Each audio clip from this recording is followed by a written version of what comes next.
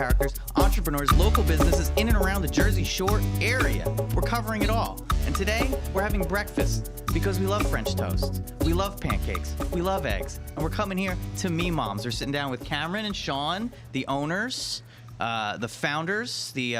Cameron, you're the founder. You brought Sean in. Yes. Yep. And it was a match made in heaven. Yeah. You guys know each other from back in the day, from high school. Yeah, the high school days. It's. I just wanted to see if I. Okay, cool. It's interesting to hear about a business and how they start, because there's two types of people. There's the seasoned vet who tells you all the right steps. And then there's the actual business owner who just hits the ground running. He's in the foxhole with his, hopefully a co-owner makes it a lot easier. And you just kind of figure it out as you're going. You have an idea, you have a passion, you have a dream, and you just hit the ground running. And from what I've gathered, that's kind of how you guys started the business? Yeah, it was definitely hit the ground running. There was no guidance. We just kind of took a chance and had some help from my parents, and here we are today. Yeah, everybody, it definitely helps to have help, have guidance, have that extra, people behind you supporting you. So I would imagine that you guys have a pretty good support system when it was started. When you guys kind of started it, there was a lot of people that were like, "Go do this, open a breakfast place," or were they like, "You're nuts"? It was more of the "you're out of your mind" type thing. I was working at my dad's bar at the time, and it just wasn't really doing it for me. And me and my original, I came up with the idea to do French toast after my grandma had passed. Yeah. And I never really saw a French toast house before. You have like the Waffle House. Waffle House. And like Perkins and pancakes. pancakes. So I was like, all right, here's my idea, and I had pitched it to a friend of mine that was cooking at the other job with me, and he wanted in. Nice. And then we did it, and then things happened, and Sean got involved, and it's been easy ever since. So you, before getting into this too, you were a musician, you were in a band, you weren't really sure about what you wanted to. I didn't tell him anything, man. He did his research. Bro, there's no way you found that online. I did. I do. Everyone's always surprised. They're like, "How did you know that?" I'm like, "I can't even find a picture of me online if you Google my name." Hold Trust on. Me.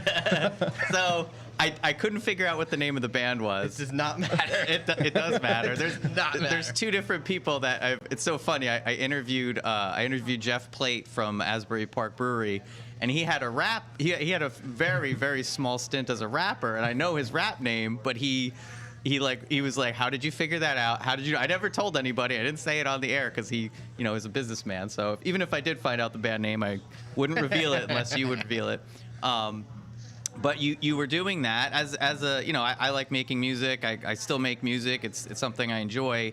But going to me, it seems like a natural thing where if you're in a band and you love making music and you love making people happy and doing that stuff, coming up with this concept that involved obviously your late grandmother, or how she would make food and make people happy. Going from that to this, you're essentially still an entrepreneur. You're still doing kind of like what you want to do on your terms. Did you find any kind of correlation to those two things of like what you were doing going into this? Yeah, I think probably writing music's harder than this. Because you could change your music style a million times until you find something that fits. This, I knew what I wanted to do, and I knew the idea, and it was just getting it on paper and getting the finances. And like I said, luckily my parents were really helpful with it and gave us got a loan out for us to do this. So, hey, if anyone ever says that your parents helped you, yeah, they did. And anyone that wants to say something negative about that can kiss my ass. So how about that? Yeah, I mean, anyone that's out there that says they do it on their own, I don't think they really recognize the support that goes into while you're doing anything in life. It really makes it a lot. In some ways, it's motivating. In some ways, it's tougher if people are like saying like, "Don't do this, you're crazy." Like to me, there's been maybe half the time where somebody said that to me, and I'd be like, "All right, well, F you, I'm going to do it." Yeah. So that's without them, we wouldn't be here. There's no other way to say it. And we always, my mom and dad kind of run the show behind the scenes. We think they definitely have their 2 cents in the business. So, but it helps too if your dad having a business in the service industry, having having that, you could kind of go to him and ask He's him. actually an architect. Oh, really? Yeah. So wait a second. Yeah, exactly. That was He his, was that like, was his I don't side want- gig. Yeah. He doesn't. He's like, I don't want to architect anymore. No, him and some buddies got together and opened up a bar in Long Branch. Oh, right on. And You've probably heard of it, the Draft House. I don't know if you remember. Oh, yeah. Back in the day. Yeah, definitely, definitely. it didn't, it didn't work as planned. I mean, it worked. And they were doing really well in the beginning, and then I think there was just so many hands in the basket. Yeah. And they kind of, not necessarily lost their way, but they just kind of, everyone had a different idea. I've seen that a lot with restaurants, especially where, you have these concepts in the beginning.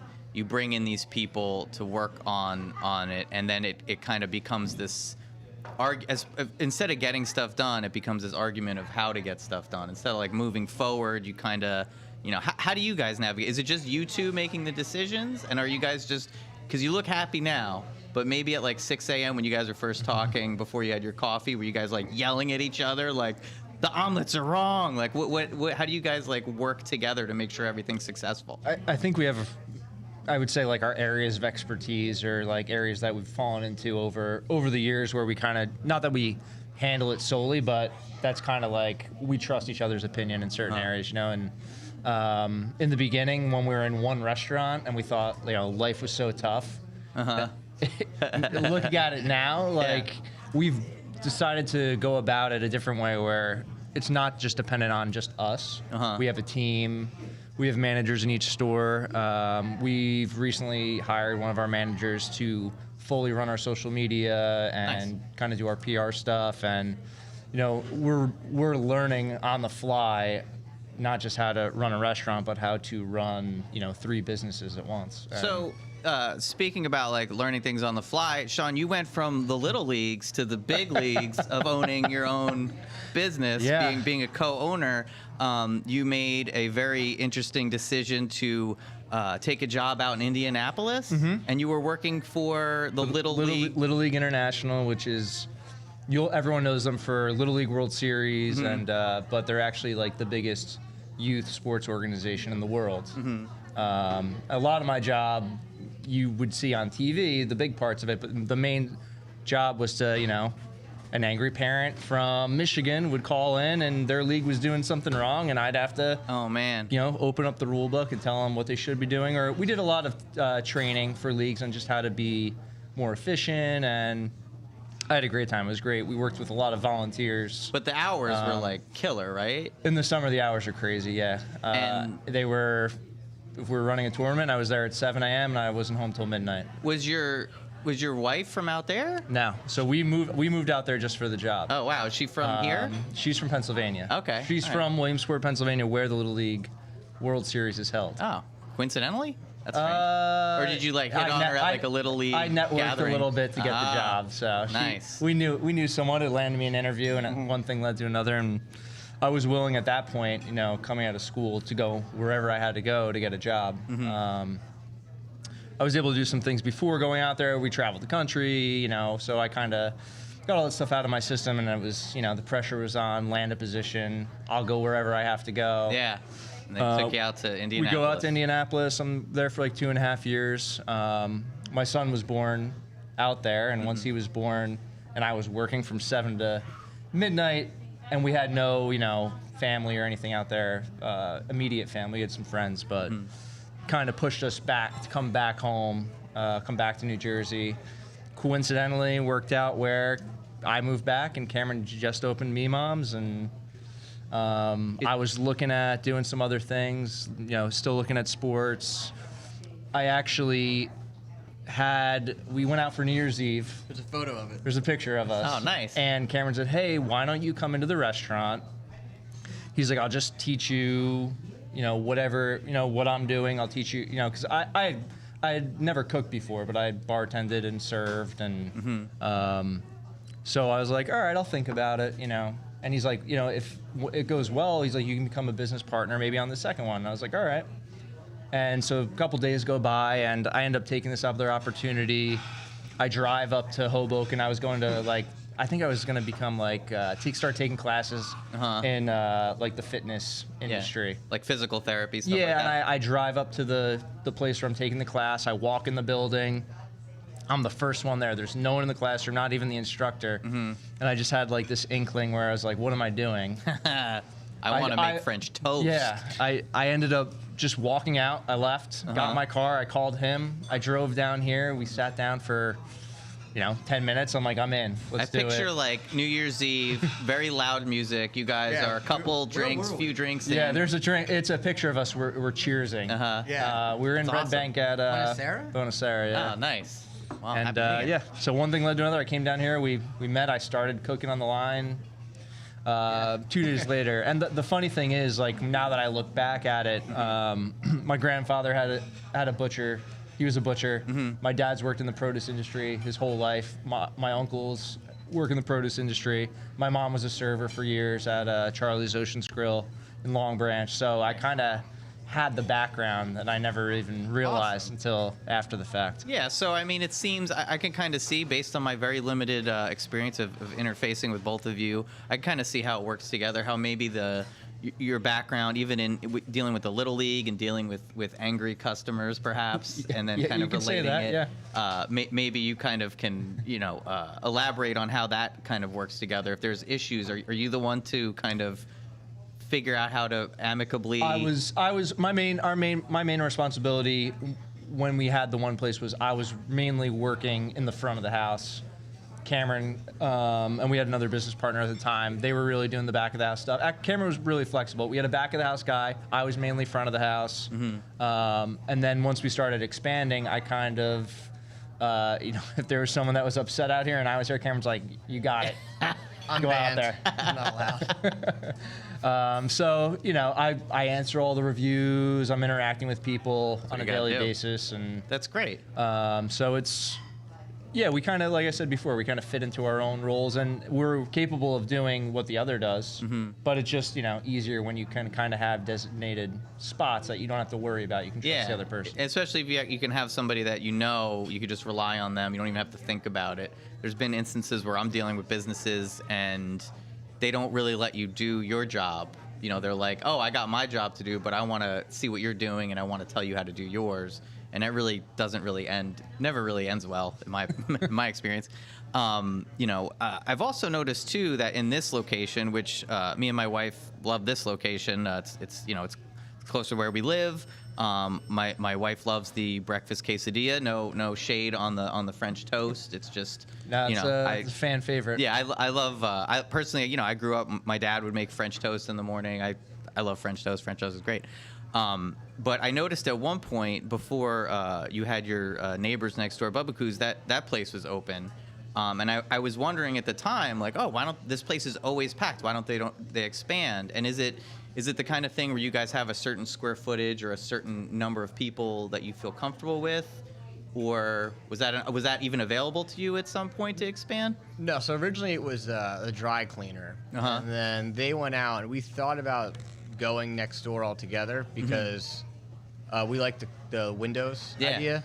And we thought we'd be able to get tables around the building. To move the store would have cost more money. And Bubba Coos didn't want the whole thing, so when they took over, I think that store was 3,000 square feet, and they only needed like 25 or something, so there was an extra 500 score feet. You're sitting in it right now. Yeah, we just took it. So it was this room, and then there's like a back, the dishwasher, which you could probably see through the window there, and like a storage closet. So we just took that in. But to move the store costs probably more money than just to rebuild a new one. Yeah, so. that makes sense. As square footage wise, I mean, if bricks taught us anything, it's the stores going forward need to have an outdoor patio. Oh, definitely. With everything, everything's going on. Yeah. You definitely need that outdoor area, to at least expand, in that respect. You originally started here or this here? was the first one. What made the lovely town of Wall or this area kind of appealing? The rent. Yes, the rent. That'll do it. Because it was such a new idea, and I didn't know if it was gonna work. And when we negotiated the rent here, it was like the cheapest rent I'd ever seen, and the plaza was always nice. I mean, it had Kmart at the time. Yeah. Joyce Leslie. Joyce Leslie, was there. And then the dry cleaner. Jersey Strong's got to help if people are hungry. They need French the toast traffic after. in the plaza. I remember Cameron told me, he's like, I'm in this plaza. He's like, there's people in there all day. You know, you have the pizza place, Chinese food, dry cleaner. There's constant foot traffic. GameStop. And GameStop's here. Yeah. So maybe we'll come back. The stock's going up, guys. Yeah.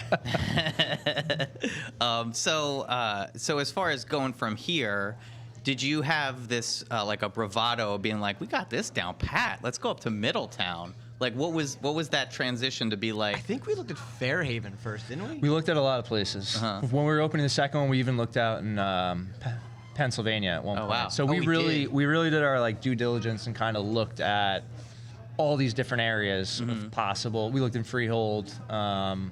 We actually didn't go south of here, I don't believe. I thought we went to Atlantic City. Yeah, maybe we did. We went all over. We took like a whole year and we looked at possible locations.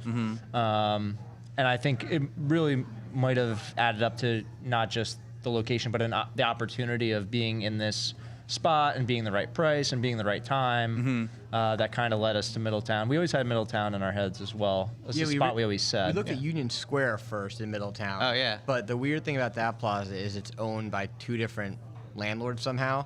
So like the plaza is, if we opened up a Meemom's on like the left side, you could open up Poppy's on the right side, and it'd be the exact same idea. Yeah. It's like, wait, what? Like, this is not going to work. So, Middletown was it used to be what was it before? It was the Situation Standing Salon is what we actually took over. Nice. The rent was scary when we did that one at first. It was expensive. Well, And yeah, then, Middletown's got to be more expensive. You know, it's a bummer that they shut that down. I went to the Situation's wedding. It was the craziest wedding I've ever been to in serious? my life. Yeah, my wife. Random. Yeah, my wife knows Lauren Pesh is you know, and she grew up. She knew this before he was the Situation. She knew him. He's a really nice guy. Sucks that everything that happened. Glad everything worked out for him. And worked out for you guys. He's been in here before to eat. So what did he have to say? Did he love it? Did he have the French toast? What did he have? I wasn't here. I wasn't here either, but I said to our manager, like, you need to get a picture of him eating here right now. Yeah. Yeah. Yeah. Definitely. And she's here today. I made her go over there and take a picture with him. And, and he was friendly about it. He was cool about it? Yeah. I mean, I think he's come a long way. I think he's seems like a super nice guy. I've never met him in person, but everything I see about him now is all good stuff. Yeah, so. it's weird that people have this perception, like you think you know somebody if you like see them on TV, how it's edited, all that stuff. Right. And you know, he seems like a nice guy to me. I'm not. I didn't really watch the show either, so you know. What did you eat at the wedding? What did you eat at the wedding? Oh my God, it was the craziest. What is it called? The before you go in to sit down at the main meal, there's like the cocktail hour. Any genre of food that you could think of. Bro, yours was like that. Did you have like? We had sushi. Yeah, that they was had great. sushi, Italian. They had these little like burgers, like a shake shop. They had like every. I ate so much at that like cocktail hour that when I sat down, I was like, I can't possibly eat anymore. But like then they serve you like this pasta with the steak. It was in this enormous place. But the weird thing was, it was kind of like this, where there were like lights and cameras. So there was like this whole thing going on that you just kind of saw from like I wasn't in it. I think there's one shot of my like fro in the background at one point in like People magazine, but like nice. There's this whole weird thing where it was like going on and then you were at this event that happened to have like staged things going on. Yeah. And then Rob Bass came out and like performed. It was the weirdest thing I ever. Rob Bass, it takes two to make a thing go right. Oh. He came out and did like his whole thing. I was like, what the hell's going on? But the food was good, so good times. Thank you, French Situation. toast. No French toast though. No, I didn't have any French toast. There probably was French toast. There probably like a breakfast section there, but. Where do you guys see? Do you have a plan, like a trajectory to like open more? Are you all breakfast out? Do you want to open up like Meemom's lunch factory? Like, are you thinking of other things, or you like what's going on and you're thinking of expanding? How are you looking at it now? I think we're just kind of looking to expand more. I mean, COVID kind of put a wrench. A little bit. What's that? The wrench in the works? Is that the phrase? Monkey wrench? Monkey wrench, something, whatever the hell it is. Sabotage? Yeah. So, until everything else kind of gets ironed out, we're just kind of getting ourselves out of debt. We've actually been able to pay off more debt since COVID happened in the past year than we were in the past 6 years, which don't understand how, but it's working. So yeah, we should be almost debt free.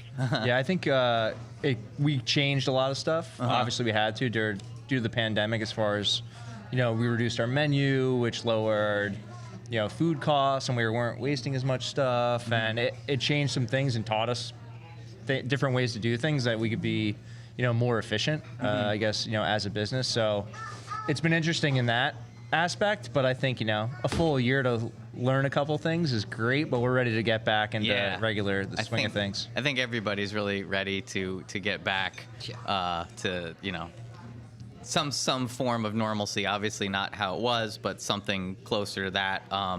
As far as that goes, as far as the last year, I mean, it's like you can't help but talk about the last year when you're talking, especially to businesses. Everybody's dealing with this stuff, and it's been this odd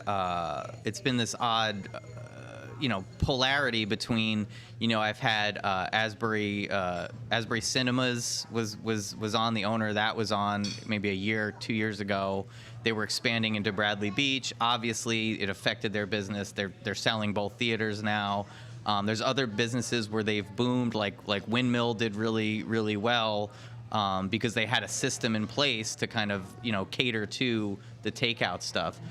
When this all hit, were you just like, French toast, like, what are we going to do? Is there going to be a French toast shortage? How are we going to manage this? Like, how did you guys kind of handle this when it kind of during the onset?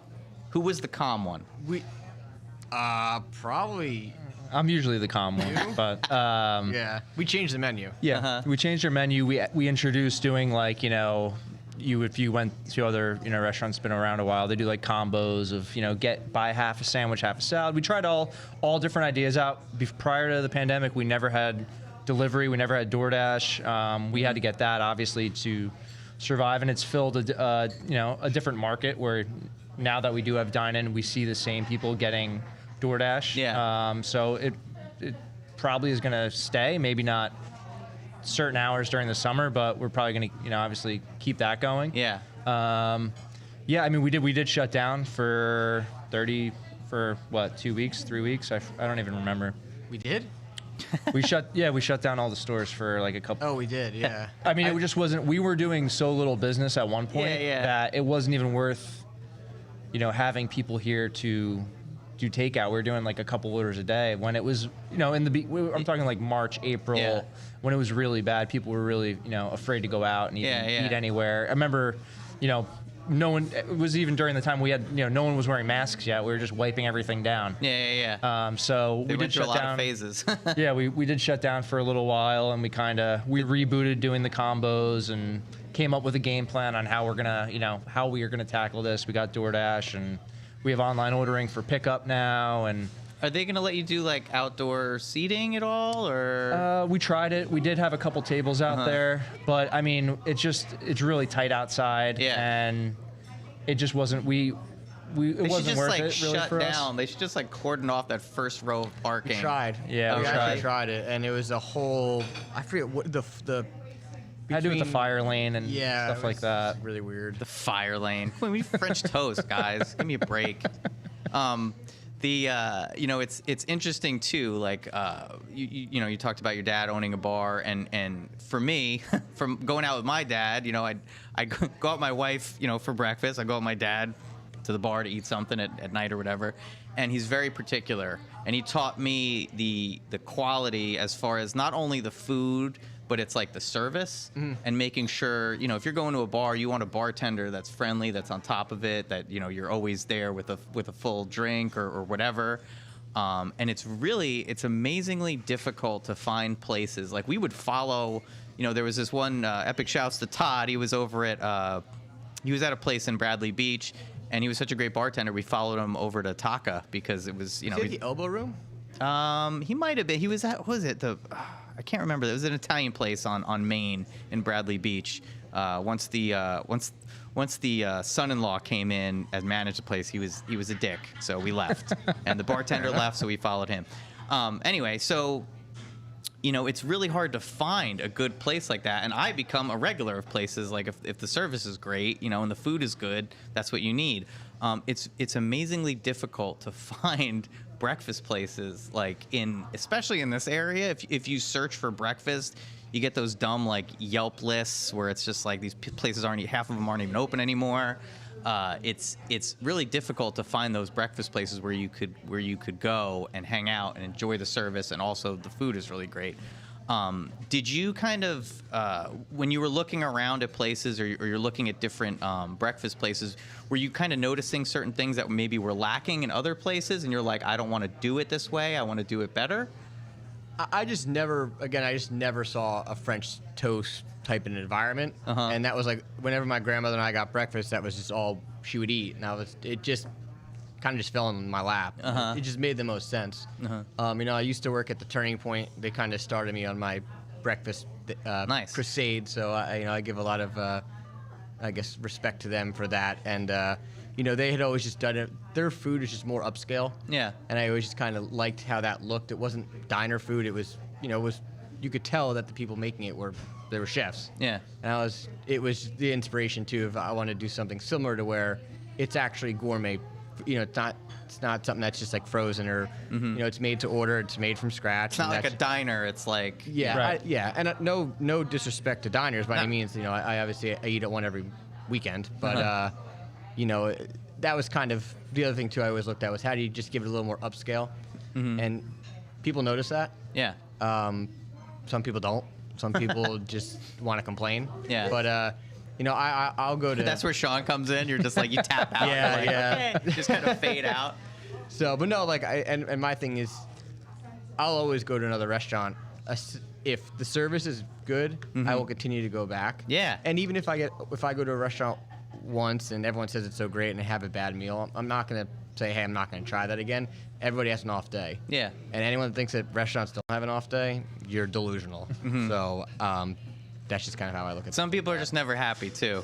And you realize that. You can't please everybody. Yeah. Everyone has a different standard of what they expect when they order eggs. You know, eggs is crazy. The amount of standards that people put on them, how they want them cooked, how they want them scrambled for such a simple dish, but it's true. So it's another thing that we would do is, we really try to be personable with the tables. We try to have our servers kind of not just go up to the table like, hey, what do you guys want? What do you want to drink? They kind of have a little spiel they do, and they build customers and guests. They get people to come back because they end up building a relationship with the people that come in and eat. And like you said, you want to go back where you have good service.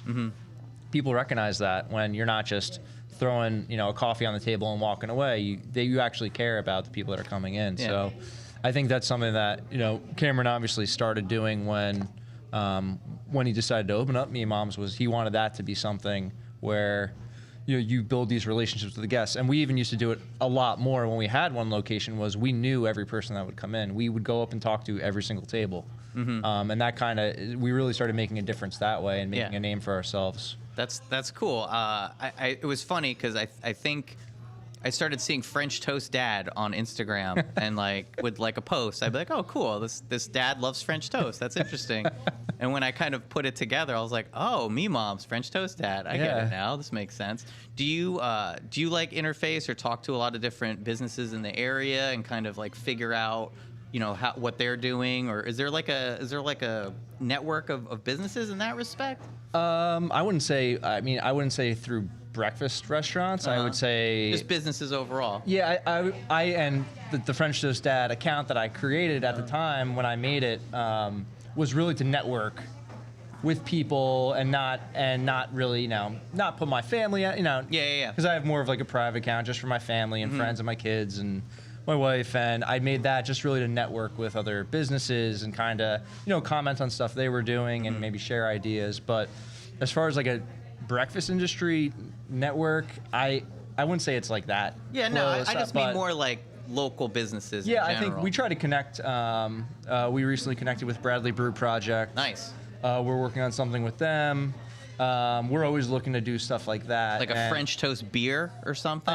It's not gonna be French toast, but yeah, they have a concept. I don't know. Have you ever been? No. A couple people have recently talked to me about that place. And I'm not just saying this because we are doing something with them, but I've never really had I've never had a beer I didn't like from from there. And I've never really had a beer that I've never liked just in general. But no, they're a good local company, and we're doing something with them. We're open to doing networking with other businesses, and whatever we can do to get our name out there and work together, and especially during this time is like I think really important. Yeah, the only sad thing or disappointing thing is when like me and my wife would come to we'd come here, and when you'd see that wait outside, when you saw like the overflow, and you were just like, oh, there's no way, and you go in there, I can't believe like the hostess or host would be like, yeah, you're gonna have to 60 minutes. I'm like, holy crap. So I guess that's a good problem for you guys to have, where people are like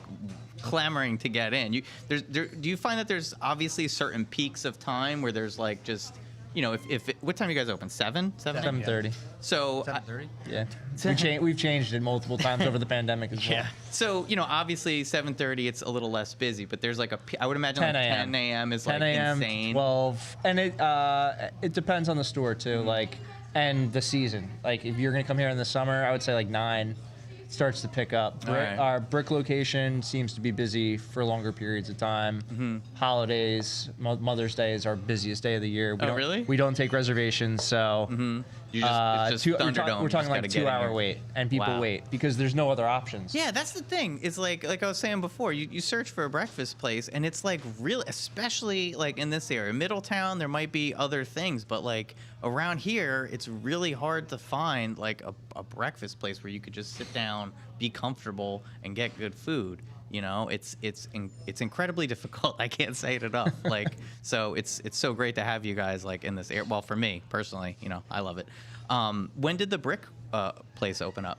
2 months before the COVID. Yeah. What did you when you guys opened up and you had that 2 months? Is it like kind of like a roller coaster where you're just like clicking up the thing and then we were clicking up all the way. We were on a wait. We were on a wait there every day of the week. Brick is just a great area with tons of people and tons of opportunities for we're in a great plaza there, great shopping, which helps out. So we were going up, still rising up to the top of the roller coaster, and we came down really fast once March came around. But it was more like, you remember when King the Ka was getting built and the dummy heads were exploding when it came down, and the thing wouldn't make it over the hill, it would just fall back down. That's pretty much what happened to us. We were at the top of it and then just rolled back down. We're like, great, now what? Brick, and too, like epic shouts to Brick. People. I've had real estate agents on. I've had mortgage people. I've had people that deal with homes and businesses in that respect. And it really seems that it's getting a really populated Monmouth County and Ocean County. There's some old school heads where they just like they don't get it. Where it's just like you got to expand. If there's nowhere to go, you got to go to the south. Is what I call it. Ocean County. Love you guys. Tom's River. Awesome. Whiting. Epic shouts to Whiting. I don't know what's going on there. Maybe a Meemoms will show up in Whiting. But it's what was that concept when you guys were thinking about expanding and you had a map in front of you? You're thinking Pennsylvania at times. You're thinking different places. Was Brick just kind of based on the research? You kind of just saw Brick as a great opportunity. We have a really good real estate agent. Oh, nice. His name's Todd Katz. Nice. Shout out Epic shouts, Todd. Todd, and he kind of found everything. We had looked at Brick and Freehold. Was the two. And I have this pet peeve where if you can't get into the plaza from at least 2 roads, I stay away from it. And I don't like being able to, like, if you have to hit a U-turn to get into the plaza, I stay away from it. Egress, people. It's what it's all about. So he found the plaza, and it was not cheap. And we were just kind of like, can we afford in Brick? this? Really? Yeah. Because the plaza's beautiful. They At a corner at a light? Dude, they did an awesome job with it. Yeah, it's great. We were like, can we afford it? Do we have to raise the prices? And we just said, screw it. There's an outdoor patio. We're not going to be able to find something. And the landlord is awesome out there. So we never had a problem after that. And we kind of knew it right away. Once they said we were able to get outdoor patio and they put us on like this boardwalk area, it was a no-brainer. Who's Todd Katz with? Sitar, CBRE? Who's he rocking with? I think he's his own thing. Oh, really? I think so. Wow. Believe it or not. Epic shouts, Todd. Yeah, he's awesome. So he found Middletown. He found Brick, and I think he already knows the next one, but we're not allowed to know it yet. Oh, really? we might get shut down if we do. So you kind of are thinking this ahead at this point, where you kind of every couple years you want to expand, or? It was 2 years, right? Yeah, I mean, pre-pandemic with like the way we started off in Brick, we're like, by this time now, we're like, we're gonna have to look for another spot. Yeah. Now, obviously, we're probably like a year back, just based on what happened, and who knows where things are gonna go. But we're always just talking and thinking about that next spot and where we can go, what we want to do. I think the pandemic kind of put some questions in our head. Hey, do we want to stay in New Jersey where you're weather dependent? Do we want to go look in other states? We're having tons of conversations all the time, but as far as like actually physically looking at locations, we're not even there yet. Do you guys have like a playbook where you're like, here's what works, here's like our like 10 commandments of French toasting successfully, and do you take that like outline and just apply it to each location? I mean, I think funny enough, the only play that's not in the playbook that we've succeeded at yet is actually getting each store to look the same. They all kind of have these different like quirks to it. I mean, besides the booths having windows and the color palette, we're still kind of trying to figure out what Meemom's is actually supposed to look like inside. So obviously my dad's an architect, and he kind of has an idea now, and I think over the next probably 6 months, I know Brick's brand new, but you'll see the stores look a little different. The colors will be the same, but we're going to be doing a little bit of a redesign. Not menu-wise, but other than that, I mean, we pretty much have a list of French toast we've done before, and I mean, if this succeeds, it's probably on this list. What's the most popular, successful, and ultimate French toast experience to have at Meemom's? And are you guys just sick of French toast at this point? No. I actually, and I know everyone, we talk about the French toast a lot. I never eat French toast from here. French toast dad. Physically, I can't. The French toast dad physically cannot eat French toast every day. So I rely on our egg dishes. We have really good other options besides French toast. Like I said, my wife loves the breakfast quesadilla. Yeah, the quesadilla is been a staple. We have a lot of French toast on there. The Awberry, obviously the Meemom's is our traditional dish. We've changed a lot. We used to change the menu every 6 months. And we used to do a seasonal specials every season, every right? 3 months. Every 3 months. And now we've kind of changed the format where, like I talked about before, we have a good management crew. We rely on them to come up with now monthly specials that we run. Really lay into some of their expertise as chefs, as cooks, as culinary or just experience, coming up with new dishes. And a lot of the times with the specials we run, that creates a new dish that's so popular that we have to put it onto the menu. Oh, cool. I mean, it's a good way to test it. Yeah.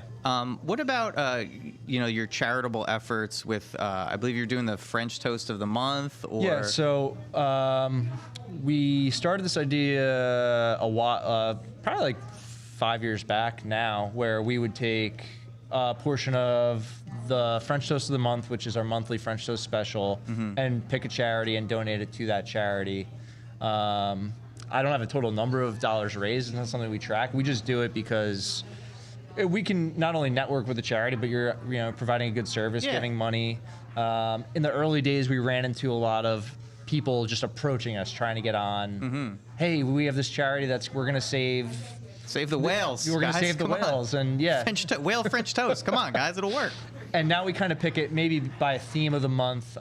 It's really our Susie, who's our PR, social media.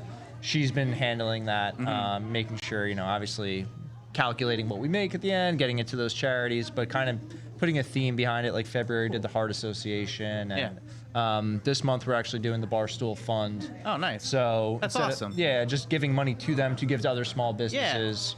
And sometimes it's not a lot, but everything counts. And yeah, definitely. I mean, especially with the Barstool Fund, they're putting their money where their mouth is. They're raising a lot of money, and you watch those videos, and it's just like you're helping people out so much that you see those business owners, and I'm sure you guys can relate on that kind of empathic or compassionate level to see like how tough it is, especially in certain areas.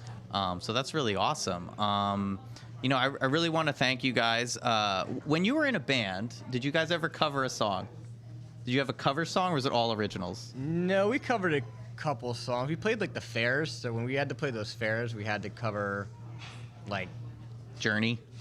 No, my voice wasn't that high. Last time I saw Cameron play live, Oh, no, it was you're- at the Saint, and he played 6 years ago. Scotty Doesn't Know. Oh wow. Yeah. There's no video artifacts of There that. is video there artifacts. is. I don't We know will if be showing it an exclusive on Totally Local right after this. No Tune way. in. Guys, I want to thank you a lot. It's really awesome to see a local business that you care about the area, you run it well, and you really enjoy what you're doing. That's what Totally Local Podcast is really all about, is really meeting people that love this area, that love Monmouth County and Ocean County. They understand the vibe of what's going on around here. And, they're really out to meet other businesses and provide, just quality service, not only with the food, but like you were saying, like whenever I come in here, people, they're always friendly. I'm a little antisocial sometimes, believe it or not. Having a podcast, it's a lot easier to do this than actually talk to. I agree with you on that. Actually. We do. We also podcast as well. I so, know. yeah. I was gonna mention that as well. What's the name of your podcast? So There was the overall the premise nerd- is why am I a nerd? Yes. And then we have a couple. I do a sports podcast with a buddy of ours, and Cameron does a comic book podcast, video game podcast, and we do some other funny little skits. Where and can stuff. we find these podcasts at? Are these like secret podcasts that nobody wants? You don't know, want people to know about, right? Yeah. The sports one's called 4th and 1. The video game one is Alpha Beta Gold Games, and then Yo What Up Comics. And they're we do them for fun. We've had guests on before. I know, especially on the comic podcast, Cameron's had some really cool people on there. Right on. So it's it's something else, just another thing we're doing. And That's cool. Well, if you're having a nerdy one and you want a guest on to talk about either comic books or Magic the Gathering, trust me, I can talk for hours about all that You're a stuff. comic dude? Oh, So yeah. you're comics, you play music. So can I turn this interview on to you now? Because you've already yeah. drilled me with the music stuff twice. Yeah, definitely. So, what do you play? Right now I'm producing hip hop. I have a background. Producing hip hop. Yeah. I was not expecting you to say that. Yeah. Nude Curtis, go check it out. Spotify, it's out everywhere. Go check it out. That's my rap name. Nude Curtis? Nude. Oh, nude. Nude, as in naked. Nude Curtis. So go check that. I put out my album. I haven't made an album the last album I officially put out was 2004, and then I decided to make this album before my child was born. I didn't get it out till 3 months after he was born, and it was right at during the onset of the pandemic, which was awesome. I do it just because I'm passionate about it and I love it. My wife wants me to promote it more, but what are you gonna do? I got You my do it own. in your basement? Huh? You have a studio in your basement or in the house? With hip hop, it's a lot easier, but I decided I wanted it when you're recording the vocals, I wanted it to sound really, clear and professional. So I worked with this buddy of mine, Joe, who actually I met through my wife. So he has a background in engineering and stuff. So he helped me record it.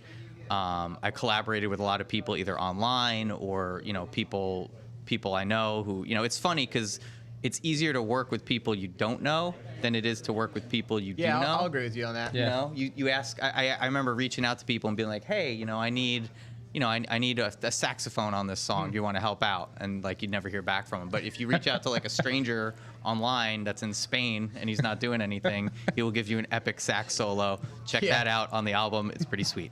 So I go way up north. I go to this studio called Nada. The guy's name's John DeClario. He's way up north in Montgomery, New York. And every time I go there, I don't play drums. Yeah. And so we always hire a drummer. Yeah. And I'll never meet the guy. And I was like, oh, listen to your recorded on my phone demo. And he comes in, he just blasts the song out 20 minutes. yeah. What the hell? Yeah, it's all right.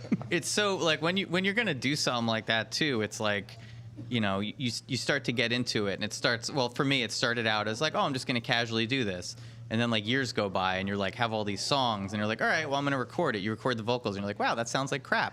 I'm gonna go somewhere, and I'm gonna actually get them professionally recorded so it sounds clear.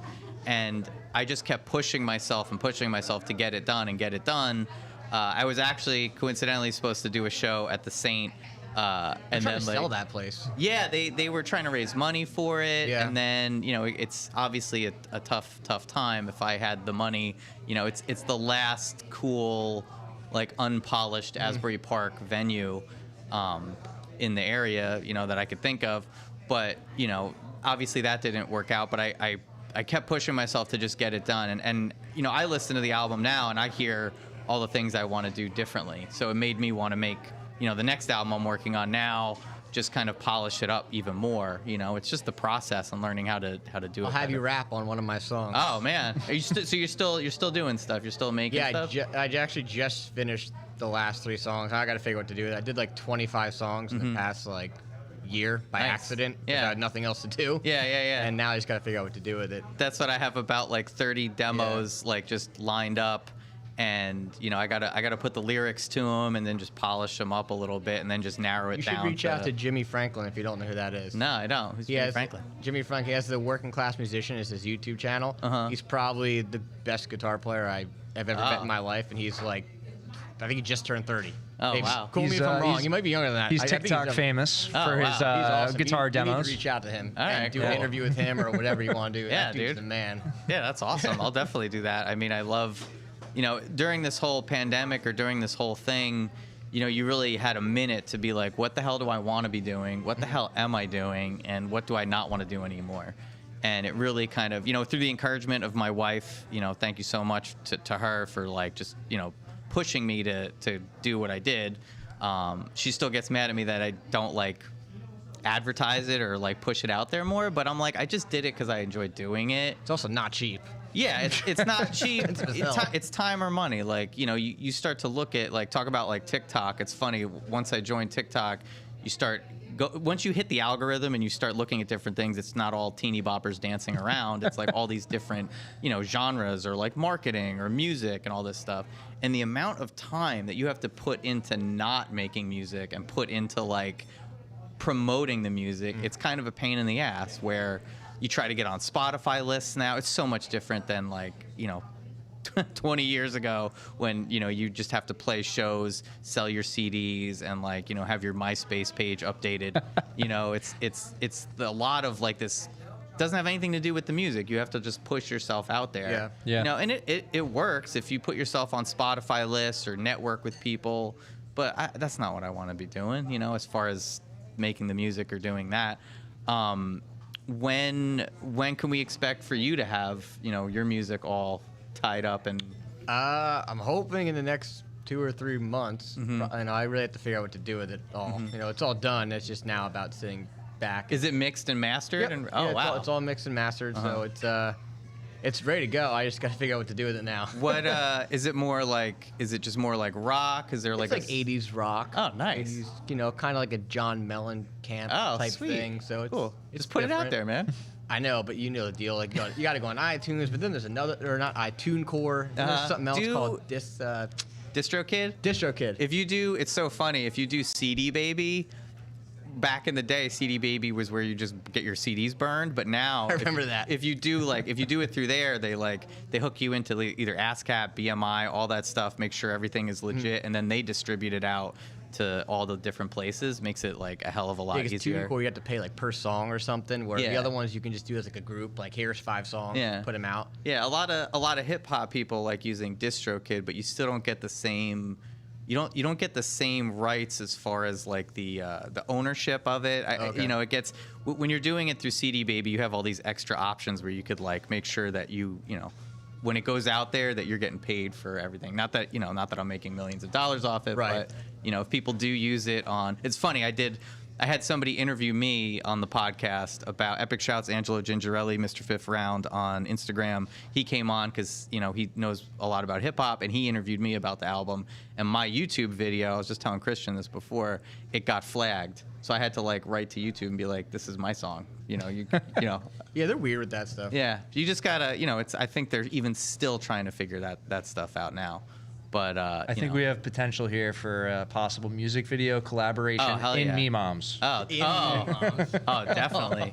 Yeah, we could definitely do that. We could definitely, have epic shouts to Wrecked Productions. They have a whole black box studio with smoke machines and all this stuff down in Tinton Falls. So you could do a mix, man. We could definitely collab on something. I love doing that. Oh yeah, that would be great. As long as you don't tell them that you like Spider-Man, we're on the same page. Okay. I mean, there's so many different versions of Spider-Man. Here we go. I like He's not classic. a Spider-Man fan. If you can guess, I mean, Are you more like DC? Or? Yeah. Oh, really? Interesting. Well, that's a whole like hour and a half. All right, come on the show. Snyder Cut. What did you think? It's another hour and a half conversation about that. 4 hour. It was. You could tell what was old and what was new. It Yeah. didn't even look the same. And then the end, the weird The alternate epilogue, that was so bad. I was like, what are we That was so doing on a stupid. different, universe or whatever? Like, why is this in here? It didn't make any sense. It did go by rather quickly when I was watching it. Oh yeah. Dude, me and my buddies were watching. I was like, all right, we're probably like halfway through. We hit pause, it was like 45 minutes in. I'm like, oh my god, this is awful. I definitely didn't. I think I stopped it maybe halfway through, and then I finished it later on. But I got what was it on HBO Max? I got HBO Max for that, and then after I watched it, I'm like, what else is on this that I even care about? just gotta wait for Godzilla vs Kong to come out, and Matrix 4 is gonna be out. Mortal Kombat. Matrix 4, Mortal Mortal Kombat. Kombat, that would be cool. As far as like the DC universe, I just can't get by. Batman is awesome. Okay, good. We're on the same That's his page. guy. That's All right, our- you found it out. Man. I can't get behind Superman. I can't either. I once you learn the history of Superman, how they kind of sort of ripped off Shazam in the beginning, and then you get into how they just kept stacking his powers and stacking and stacking. I'm like, this guy, there's no real trauma here. There's no real talking about Spider-Man. There's a story there that okay, he's human, whatever, spider, radioactive, yada yada yada. But there was some kind of tension built in there. When it comes to the DC universe, it's just like people are just plopped in it. They're just like The boom. cartoons are so much better, like the animated movies, below the real ones away. And I'm like, why can't you just mimic the animated movies? What's your favorite DC animated movie? Mine? Yeah. I liked how accurate the Killing Joke was. But That was interesting. It was shot really interesting. They needed to get rid of the whole first 25 minutes of that movie. It was so dumb.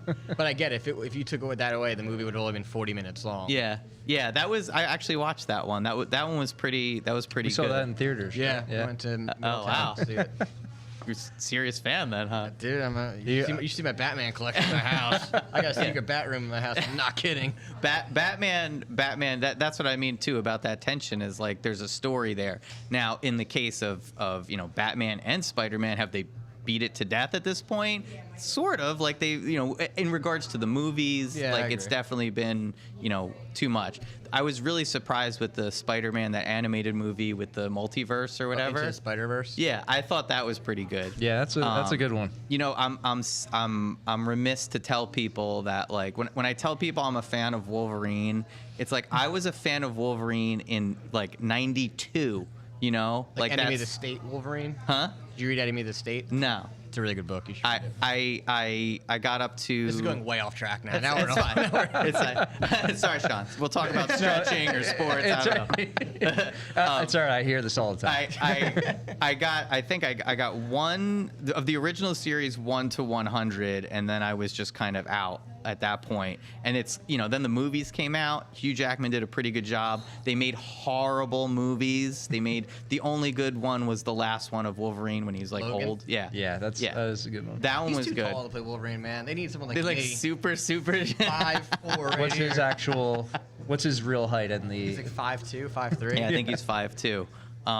But I thought he was really good back then. But like anything, it's just like, what are they gonna do with him after a while, And then he became so popular, it wasn't cool to say you like he Wolverine. shouldn't be a main focus in those. In the next set of movies, he should just be a background character. Yeah. Like, remember like the '90s cartoon? He Yeah. was like the main character. was- He yeah. was like in it. Yeah. And Drops then a one-liner and walks away. I was so sad with like the Dark Phoenix, like That movie was so bad. yeah, like they didn't do Age of Apocalypse was my favorite offshoot. When episode 50 or around there of Wolverine is when they started the Age of Apocalypse, and when that happened, that mini series, I still obviously have it, and it was so good because they took you out of the normal universe and they could just do whatever the hell they wanted. It was really great. And then after that, I kind of fell off. But when they made that movie, I was so depressed because they just effed it up. Olivia Munn as Psylocke or whatever was just a sad thing. Anyway, we've really gone off track. Yeah. But I want to thank you guys so much for doing this podcast with me. I really, I love the concept. I love what you guys are doing. It's a great concept. It's a great story behind it. If you ever want to have me on a podcast to talk about nerdy stuff, I could definitely do that. Yeah. As far as sports, I've been on podcasts where people talk about sports and my eyes glaze over and kind of like pass out in the corner, which is fine too. It's all right. Cameron causes a lot of controversy on our sports podcast. He was arguing who a better athlete is between two people, and then he followed it up with, I know nothing about sports. So I did that on Simmons and Moore podcast, Epic Shouts. I told Bobby Moore now, they talk about sports on there, and I'll just I'm going to randomly comment on your tweets, and that's what I do now. I have no idea what I'm talking about. Yeah, but the run percentage for the goalie stuff, I just make stuff up, and he gets mad at me. Anyway, thanks a lot, guys. Where's the best place to reach you, or should people just come in and get a piece of French toast? Yeah, coming in and eating is the best place. But if you're looking for us on social media, we're at Meemoms on Instagram, and then each of our stores has their own Facebook page to contact us on there. If you do come in, you have a good experience, feel free to leave us a review or just send us an email, give us some feedback. We're always looking for positive feedback or some criticism where we can make improvements. So. Awesome. Well, Sean, Cameron, thank you so much for doing this. Thank you. Thank you, Ming and Christian from a Shared Universe podcast studio for hooking this all up. I love it. Go check out the Garden State Film Festival. It's happening. Ming's over there setting up.